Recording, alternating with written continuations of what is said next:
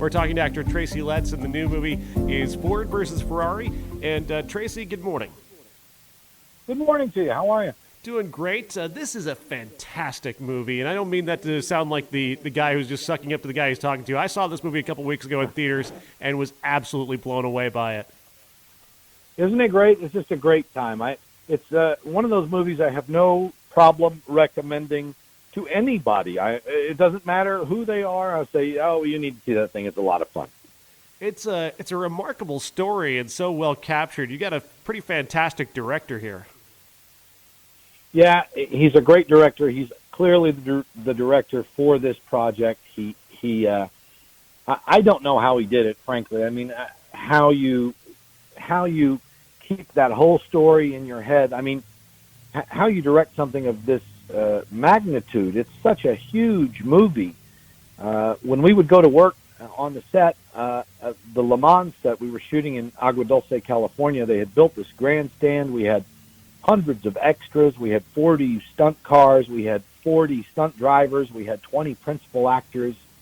And then the part of the race we're shooting is only what happens in front of the grandstand.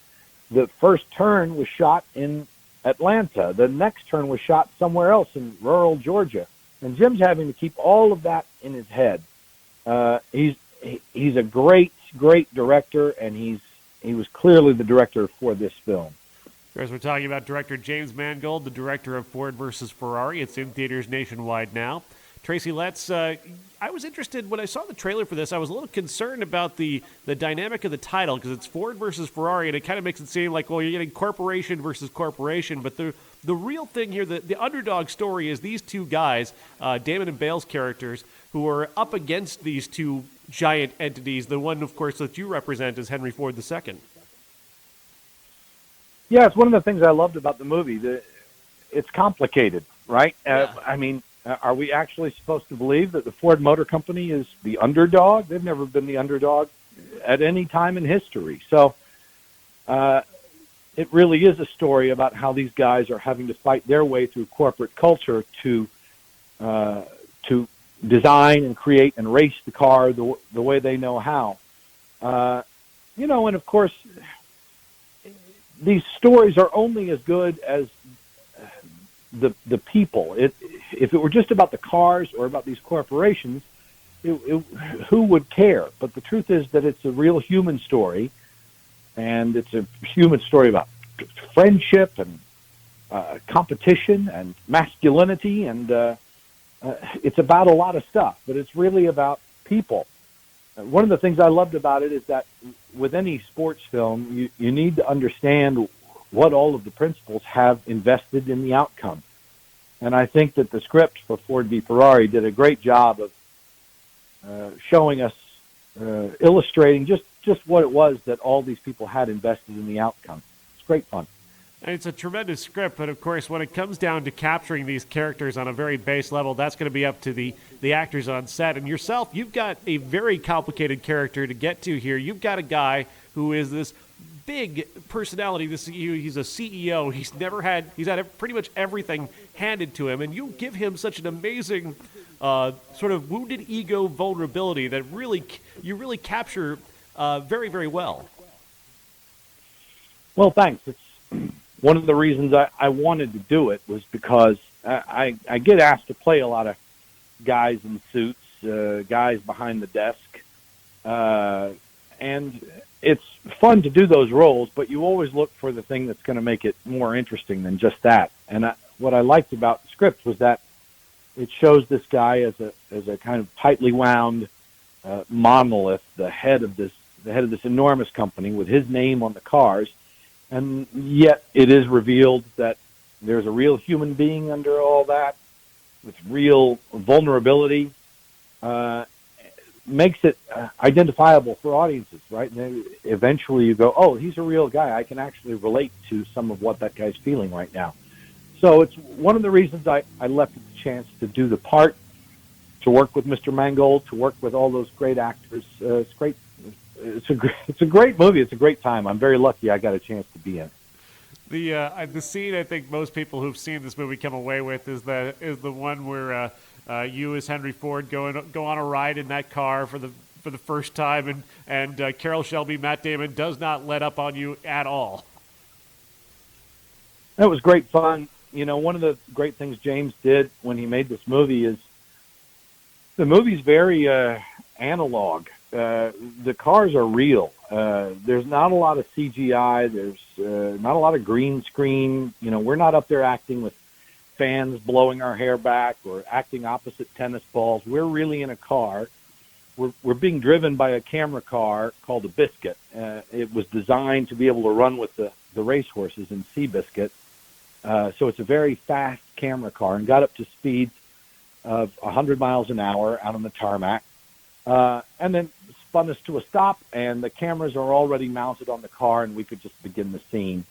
And it's a great scene. It's great fun to play, and Matt's a very generous scene partner. But that business of making our environment real just makes everything so much easier. It makes it so much easier to pretend with authority. Because when we show up there to shoot those scenes, the scenes in Le Mans, we really have all those cars are out there. We're hearing the roar of those engines and smelling the gasoline. It makes it so much easier to play those scenes. I imagine that's got to mean a lot to you too, as a theater veteran, to have that sort of tactile feel when you're in this sort of movie atmosphere that can feel so inflated. That has to have that feel must mean a little bit more to you as an actor. I don't know how much of it has to do with my theater background, because I will tell you that all of us felt that. All of us absolutely felt. I mean, you just can't help it.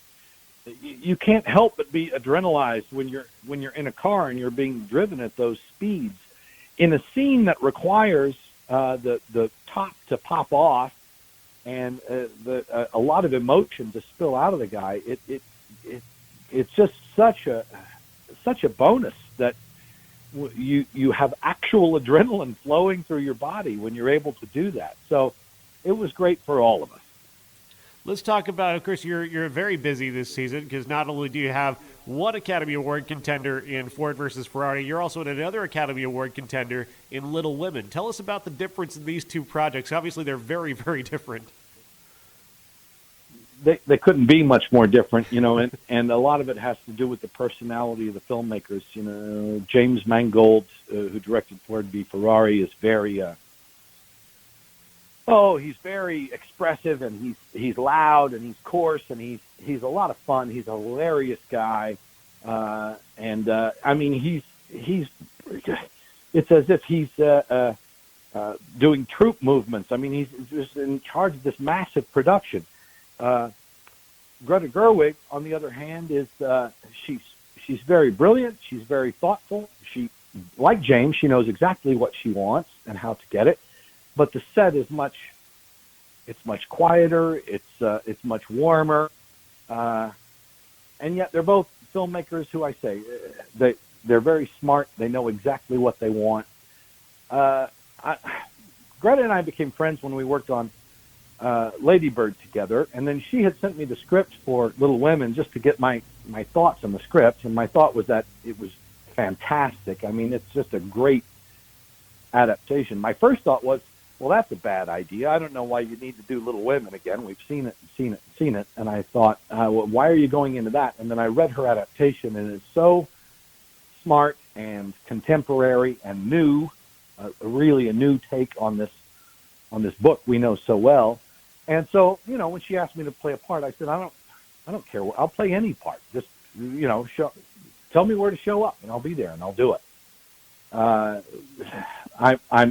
I'm very fortunate that people like Greta call and ask me to do a part in film, and it's such a fantastic movie.